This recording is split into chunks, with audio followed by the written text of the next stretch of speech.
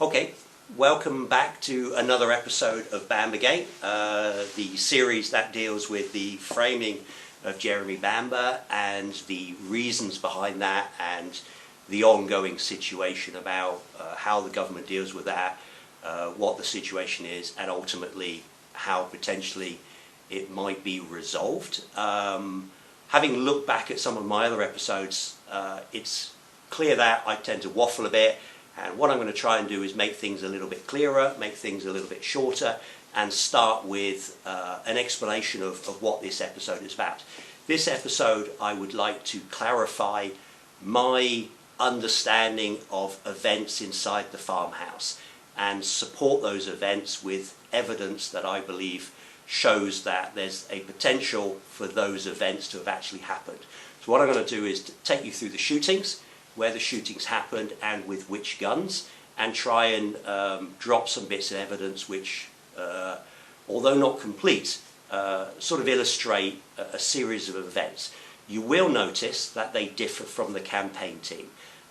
Ultimately, everybody's trying to understand what happened. It's relevant to know as much detail as we can, but it's always important with the case to understand that the exact events is potentially almost maybe impossible to really get to the fundamental detail. But it shouldn't ever distract from the key points of the case, which is obviously it's a very, very important case, Jeremy Bamber. It can't be that he was just mistakenly convicted of miscarriage of justice. It has to be that with all the officers surrounding the farmhouse, a framing. Obviously Jeremy's a high profile case, and obviously something that I repeat in the other episodes. If we want to know the truth, whether or not Jeremy Bamber was framed, obviously that's a simple case, like in Hillsborough, of looking at the original documentation of the police officers who were at the scene and taking their original handwritten notes, which I'm absolutely sure will tell you the truth, which is ultimately why they haven't been released. So I'm going to go in detail with that. As I say, it differs from the campaign team, and ultimately everybody's entitled to their own opinion, and there's some things that I clearly agree with what they say and some things that I differ in my understanding.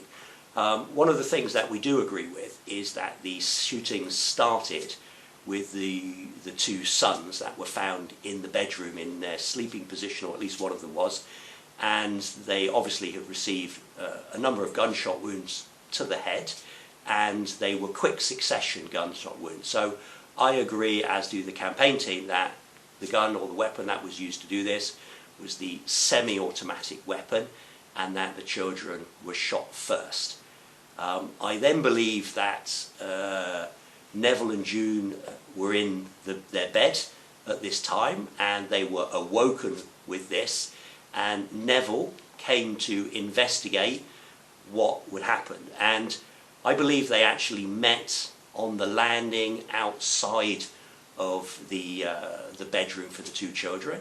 I don't believe that Sheila at this point had gone into their bedroom, and I don't believe that Neville had got as far as actually seeing what Sheila had done. All he had heard was gunshots in the middle of the night, and Sheila was on the landing with the gun in her hand, and at that point Neville has received 2 gunshot wounds to his left arm, and one of those gunshot wounds was at a 72-degree angle, and I think that indicates that he received those whilst fleeing, and the only, in my view, opinion of how that he was shot from a height was that he was shot whilst fleeing down the stairs. What we do know is Neville, from call logs now released, that he made a phone call to the police, and obviously Jeremy said he also received a phone call from Dad. So, those phone calls, I believe, were made from the kitchen,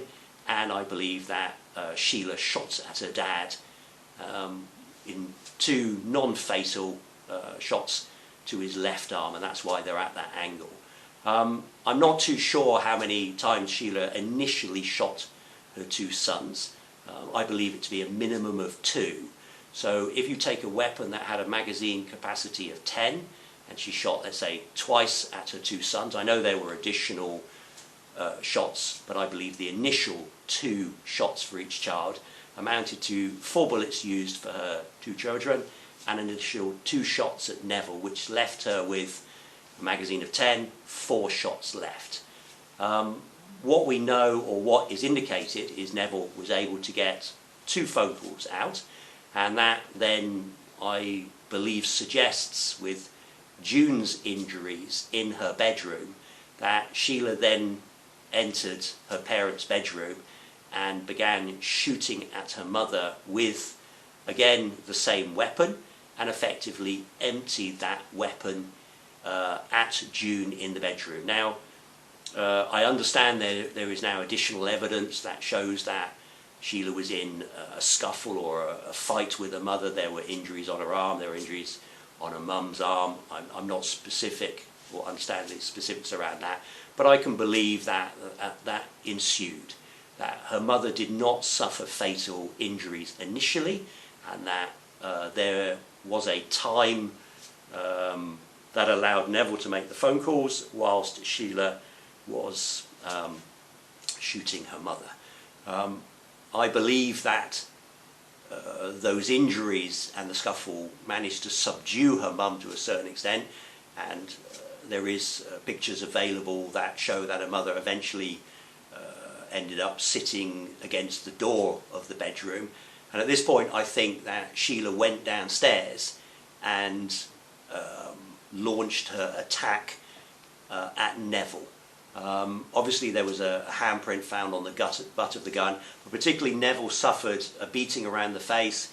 His jaw, as I understand, was broken, and Neville, I believe, ended up sitting down in a chair, and I believe that he received those injuries down in the kitchen, and whether Sheila did those to directly stop him making phone calls, or out of just anger, or you know, in a state of mind, but I believe that Neville received those injuries with the butt of the gun because the gun was now empty. So I'm talking about the semi-automatic weapon, and this is really where my understanding of events in the house differs from the campaign team, that I believe more than one gun was used, which explains another aspects in the case, which I'll talk about in a minute. So after this gun was empty and Sheila had beat her father with it, she then retrieved the second .22 rifle from the house, and you see with the injuries, or the gunshot injuries that the family members received, there's a different type of gunshot, more what I would describe as execution type shots, which are directly at the head, and I believe they were made with the bolt action gun and effectively a second weapon. Obviously it's very then difficult to work out events after that. I think there was both execution shots I'm now talking about included her mother as well. She suffered similar shots and things like that, but effectively there then is a time lapse where obviously the officers outside the farmhouse sealed off the farmhouse. At some point it appears to be a suicide note was written, and Neville also suffered burn wounds from a gun that didn't have a silencer on it, according to evidence. I believe that was the automatic being heated up on the Aga. I don't have any real description to why that was done, but obviously I think you know, most people can sort of potentially, you know, answer that themselves. Then obviously you go to the point where the officers actually storm the house, and I believe there was a trigger for that storming of the house. I believe that officers weren't really able to do anything beforehand. They weren't really equipped to tackle somebody who was locked inside a farmhouse, well armed, and was not negotiating. So I think they waited for an opportunity, and that opportunity was Sheila leaving the gun in the upstairs box room. That was spotted by one of the firearms officers. Sheila was then in the kitchen, and at that point I believe the order was given to approach the farmhouse, and as they approach, Sheila shot herself in the kitchen. So obviously the gun that she's supposed to have shot herself with is a semi-automatic weapon, which was the .22. I don't believe she ever shot herself with that weapon. She only shot other people till it was empty. And obviously the other .22 gun was upstairs in the box room. So that raises the question of which gun did she shoot herself with? And this is, my opinion, is the air rifle. Because the air rifle was a one-shot gun, and at the trial, you can see clearly from the X-ray that there are fragments of a projectile, and at the trial they were very, very keen not to present those fragments as they were. They were changed into whole bullets, and I understand the total weight of those fragments was below what a normal .22 projectile from a .22 rimfire LR round would normally give, which is obviously as the officers looked through the window, I don't believe that they glimpsed through the window. I believe they maintained visual contact with Sheila. They knocked the back door down very noisily, and that was the start, as I've described in other episodes, of things beginning to go wrong, because Sheila didn't wake up or move in the same as her father didn't inside the room. And then officers subsequently also pushed their way into the kitchen, knocking the father off his chair. And again, you know, the father didn't react. He was very much deceased. And that, because of those three things, that she was watched, they made a lot of noise and commotion as they went in. Nobody thought to check the pulse of Sheila, and the primary objective of the officers who were going into the farmhouse was not what they thought the two dead people in the kitchen. There was nothing that they could do for those two people. That, you know, the children and the mother upstairs or somewhere else in the house might need urgent medical care, and that's what their priority was, and they went looking for those people. And as the coroner confirmed, the first, or the neck wound on Sheila, was a wound that wouldn't have killed her instantly, and that she could have got up and walked around from. That was confirmed by Peter, the coroner, and that's exactly what I think she did. Whilst they were upstairs, Sheila went then looking for the other weapon that she knew was still loaded and still usable. The air rifle was a one-shot gun, and she subsequently went upstairs, got hold of the second weapon, and virtually immediately committed suicide with it. Obviously, that series of events, I believe, is almost at the cornerstone of what happened in the farmhouse, and really is the primary sort of narrative of why Jeremy was framed. Now, what went on from then is obviously officers heard Sheila upstairs, which you can see by some of the statements that they were calling upstairs for her to make herself known, I think is the wording in those statements. Sheila had shot herself. When they got to Sheila, they rolled her into the recovery position.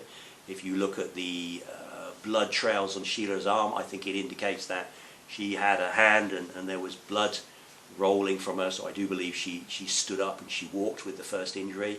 And I do believe the positioning of the Bible and the positioning of the blood trails and the removal of the carpet indicate that she was placed immediately in the recovery position. And as I've said in other episodes, what I think the officers effectively did at that stage is they made a decision to whether or not they were going to tell Jeremy, or whether or not they wanted people to know what had happened. And the decision was basically to cover that up, leaving them with a problem of how do you commit suicide by shooting yourself twice in the head. And they were concerned that this might raise concerns. So they did a number of things. The primary thing is they swapped the guns over. So Sheila had shot herself with a gun with a silencer on it, Anthony's gun. That silencer did have blood on it, but the silencer was actually removed by the police. And that's why when the family went to retrieve their guns, they knew what they were being told by the police, Essex police, which was it was a one-gun narrative, could not be true. So that's where the family knew what they were being told couldn't be the same, which is why things developed in the way that they did, and the police and the family having different opinions and voicing that to the press, and the press becoming more intrigued to what actually were the true events. but effectively the officers swapped the gun over for that reason. Obviously, if you take a look at the gun, you see there are various photos of her in different positions, so you can see that the officers are positioning. And obviously you can see the gun position is very unnatural, and you can see that the hand is placed over the exit port of the gun, which would allow you to see that it wasn't actually loaded at that stage. So I know that's very different from the campaign team's view of events, but I believe that if you look at the evidence, there is a great deal that supports that, and particularly the critical bit of why Jeremy was framed, which was fundamentally because they had made a large mistake and they didn't want people to know, but the family knew what they were being told couldn't be correct, and that's where the situation sort of was, I would describe it as sort of friction between the press, the police and the family, which eventually the police managed that when they were confronted with that with the family by saying, we'll investigate a bit further for you, which had the opposite effect. It didn't actually make the story go away. It got the press more interested because now they had arrested Jeremy and questioned Jeremy, and things went on from there.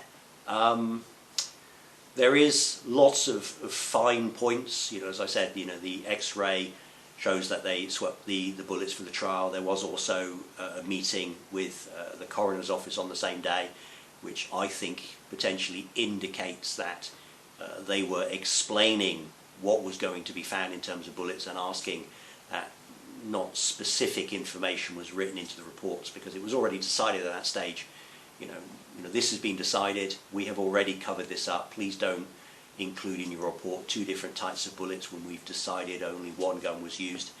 And I believe some of the reasons why the pictures are being withheld is because they ultimately show other weapons in other states and obviously other magazines and things like this. I think also it's one of the two or the three main lies about the case is, obviously you hear a lot being repeated about the gun being too long. It was never too long. It's been proven repeatedly that she could have reached the trigger on the toe, reached the trigger with the toe, even with the silencer on.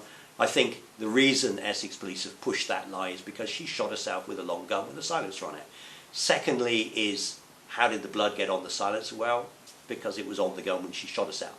That kind of explains why when Jeremy was challenging his conviction on DNA evidence, Essex police were sure that if they presented that silencer for DNA testing, that Sheila's blood would be on there. And I think they were caught significantly off guard when Sheila's blood was not found on the silencer. Why it wasn't there, who only knows, but that's why a fudge of, well, it must have been wiped off in previous testing, had to be made to not allow Jeremy to win his freedom at that appeal. Also, in terms of the hand swabs, it kind of helps you understand why Essex police were so intent on getting the hand swabs in. As you know, if you've read the evidence, they were initially presented with another weapon that got them rejected by the forensics department, and then they were resubmitted under a different reference number and not in a bag with another gun, which meant that they were accepted by the forensic. Again, Essex police knew that she hadn't reloaded the guns, she had just taken the magazines and reloaded the guns using magazines. There are other aspects in the evidence, but that's my own understanding of the series of events and why ultimately Jeremy ended up being framed, because they wanted to cover those things up. There's also, I believe, a recorded incident, and I understand there are some statements available for what's called, I think they were called informants. And my understanding was that Essex police took a fairly responsible approach to what had happened, and they decided to do a live training exercise where they called in other firearms officers to actually try and give them some hands-on, I mean, not something you would want to ever admit, but a unique opportunity to actually teach them that they have to, no matter what the situation, even if it's a young girl and she's in a night dress or whatever, that you have to test for a pulse even if you are sure that person's dead, and you have to make that person safe. In other words, if you think that person poses any sort of risk, that you take the gun away from them and make sure that an officer stays with that person, certainly if they're showing any signs of life or just unconscious. So I believe that Essex Police took a very responsible view, but that's again something that's hidden in events of the farmhouse. And once those exercises were completed, that then you had scenes of crime allowed into the house. And this is where I differ from the campaign team. I believe that the exercise of placing the gun on and off shoulder, which I think they understand is where the second shot came from, I do not subscribe to that point of view that happened and that's what they're covering up. I think it was a lot simpler than that. I think there was more guns involved, and Sheila died at her own hand. I don't think it was something that she was unconscious with, and they mistakenly administered the second shot. As I say, it's always very important with the Bamber cases not to get too absorbed with the evidence. It's important, but the most important fact is, obviously, it's a very, very high-profile case. It has the potential to do a great deal of damage to the police and confidence in the justice system and the appeal system and in the government, because they signed the public interest immunity gagging order with the case. And ultimately, the most critical point, if we do want to know exactly what happened, and Essex Police or the government want to tell us what didn't happen, then the best way to do that would be to release the documents as they did in Hillsborough. Of course, they can't, because they confirm that, Jeremy is not responsible and events have been covered up, even if my details aren't correct or the campaign's details aren't correct. It's not necessarily important to exactly the storyline. So thanks very much for listening. Hopefully this episode is a bit more clearer than other episodes, and I'm going to produce some more probably this evening, and hopefully you'll watch again. Thanks very much.